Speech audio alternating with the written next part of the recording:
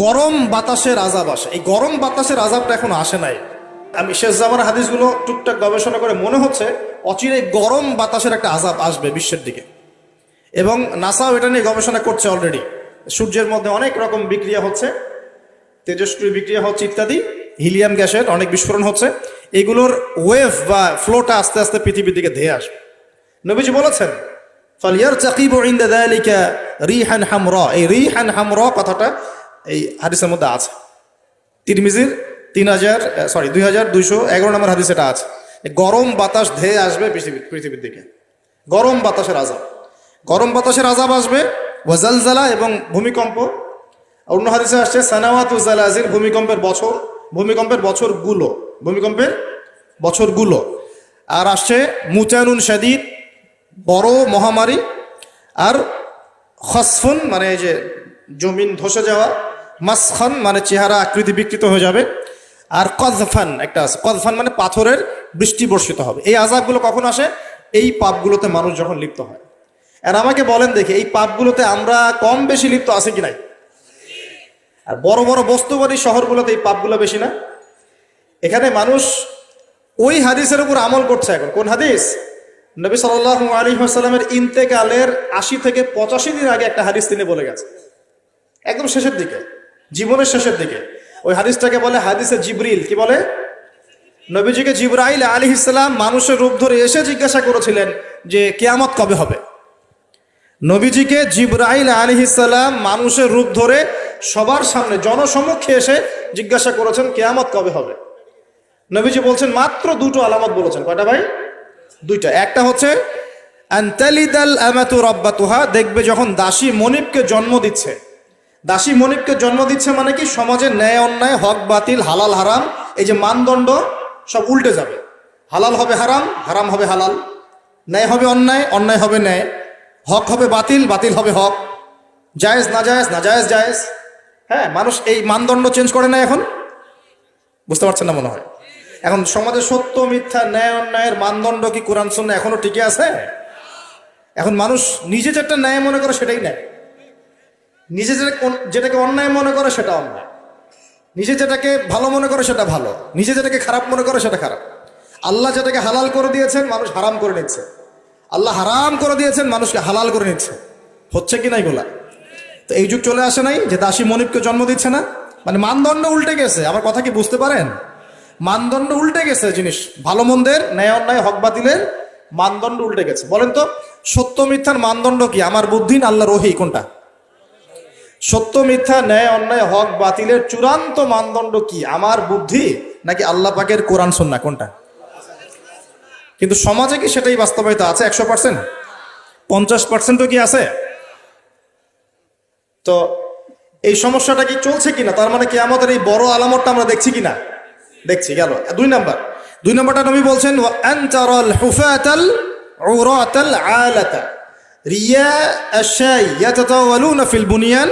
নবীজি বলছেন যখন দেখা যাবে সমাজের সবচেয়ে দরিদ্র শ্রেণীর মানুষ, স্যান্ডেল কেনার টাকা ছিল না, কাপড় পরার টাকা ছিল না, এই শ্রেণীর মানুষ, রাখাল মানে গরু ছাগল চড়াতো, এই শ্রেণীর মানুষ উঁচু উঁচু অট্টালিকা নির্মাণের প্রতিযোগিতা করবে। ভালো করে বোঝেন, নবীজি বলছেন না ধনীরা, সমাজের ধনীরা অট্টালিকা নির্মাণের প্রতিযোগিতা করবে। নবীজি এই কথা বলছেন না হাদিসে।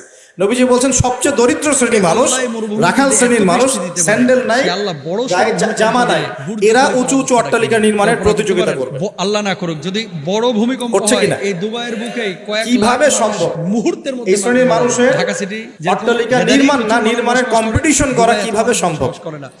এক, সুদের মধ্য দিয়ে; দুই, করাপশন দুর্নীতির মধ্য দিয়ে; তিন, অন্যের সম্পদ আত্মসাৎ করার মধ্য দিয়ে। আল্লাহ তাআলা বলেছেন যাহরাল ফাসাদু ফিল এই সমস্যাগুলো চলছে কিনা সমাজে?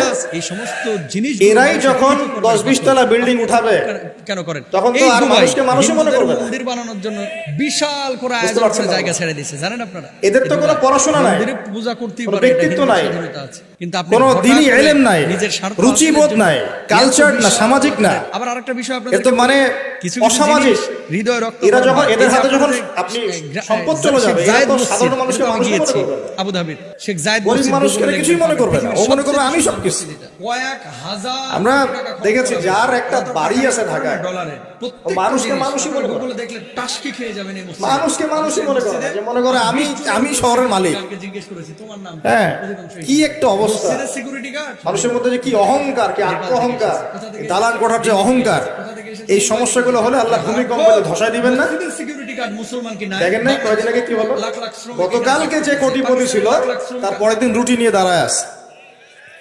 গতকালকে আইসক্রিম বিক্রি করেছে নাচানাচি করে, তারপরের দিন বসে আছে, কিচ্ছু নাই। আল্লাহ পাক এই পাপগুলা দেখে সবর করেছেন, ধৈর্য ধরেছেন। ধৈর্য ধরে এক সময় যখন আল্লাহ পাকের আযাব চলে আসছে, একবারে সব সমল উৎপাদিত হয়ে গেছে। আমরা তো কারো দুঃখে খুশি না, বরং এগুলো সারা দুনিয়ার মুসলমানদের জন্য শিক্ষা। সারা দুনিয়ার মুসলমান যে যেখানে আছি, আমাদের সবার জন্য এটা শিক্ষা। যদি এই পাপগুলোতে আমরা লিপ্ত হই, আল্লাহ পাক ছাড় দিলেও ছাড়বেন না। আল্লাহ পাক ছাড় দিবেন কিন্তু ছাড়বেন না। মানুষের মধ্যে এখন সম্পদের যে অহমিকা, গরিব মানুষকে মানুষই মনে করে না, খেটে খাওয়া মানুষকে মানুষই মনে করে না। রিক্সাওয়ালা, যারা নিম্নবিত্ত, নিম্ন মধ্যবিত্ত, চা বিক্রি করে, পানের দোকান করে, হালাল খায়, কৃষক, এই মানুষগুলোকে এখন বড় লোকটা মানুষই মনে করে না। আমাদেরকে বেঁচে থাকার তৌফিক দান করুন। যাকাত তো দেয়ই না, আযাব দিচ্ছে না, গজব দিচ্ছে, যাকাত তো তার উপরে আল্লাহ ছিল জানে। ফরজ, ওই যাকাত তো দেয়ই না যে এই খাবার তার কাছে আল্লাহ পৌঁছায়। এদেরকে হেদায়েত দান করুন। উল্টা কিভাবে তাদের সম্পদ লুটে পুটে খাওয়া দেয় সেই বুঝ। আবার দিলেও যে কত শর্ত, বাপরে বাপ। তো কিছুটা মনের কষ্ট থেকে বললাম কথাগুলো আর কি, যে আসলে আপনি যখন কোরআন এবং সুন্নাহর জ্ঞানী হবেন না, তখন অন্যকে সম্মান দিতে পারবেন না। আমরা বড় বড় স্লোগান দিই যে অমুক অমুকের সেবক, অমুক অমুকের সেবক। আসলে সেবা সত্যিকার অর্থে করছি? আল্লাহ পাক তার রাসূলের মাধ্যমে জানিয়েছেন, এই হাদিসটা একটু শোনেন তারপর সামনে যাই। আল্লাহ পাক তার রাসূলের মাধ্যমে আমাদেরকে জানিয়েছেন, শোনো, আলা কুল্লুকুম রাইন, তোমাদের প্রত্যেকে হচ্ছে দায়িত্বশীল। তোমাদের প্রত্যেকেই দায়িত্বশীল। কেউ পরিবারের দায়িত্বশীল, কেউ ব্যবসা প্রতিষ্ঠানের দায়িত্বশীল, কেউ তোমার চাকরি প্রতিষ্ঠানের দায়িত্বশীল, কেউ সামাজিক দায়িত্বে আছো, কেউ প্রশাসনে, কেউ পররাষ্ট্র ইত্যাদি। তোমাদের প্রত্যেকেই দায়িত্বশীল। কুল্লুকুম রাইন ওয়া কুল্লুকুম মাসউলুন আন রাইয়াতিহি, এবং তোমাদের প্রত্যেককে যার যার দায়িত্ব সম্পর্কে আল্লাহ কিয়ামতের মাঠে জিজ্ঞাসা করবে। আমরা কি উত্তর দেওয়ার জন্য প্রস্তুত আছি ভাই? সবার আগে আমি দেখি, আমি আমার উপর দায়িত্বশীল না? মনে করেন আমি বা আমাদের মতো যারা আছেন, যারা দায়ী ইলাল্লাহ, আলেম ওলামা, যারা উম্মার জন্য ভালো চিন্তা করেন, জনগণকে পথ দেখানোর চেষ্টা করেন, তাদের উপর সবচেয়ে বড় আমানত হচ্ছে কোরআন এবং হাদিস। তাদের উপর সবচেয়ে বড় আমানতটা কি? কোরআন এবং সুন্নাহ। এই জ্ঞানটাকে সত্যটাকে স্পষ্ট করে দেওয়া, এইটার আলোকে সত্য মিথ্যাকে স্পষ্ট করে দেয়া।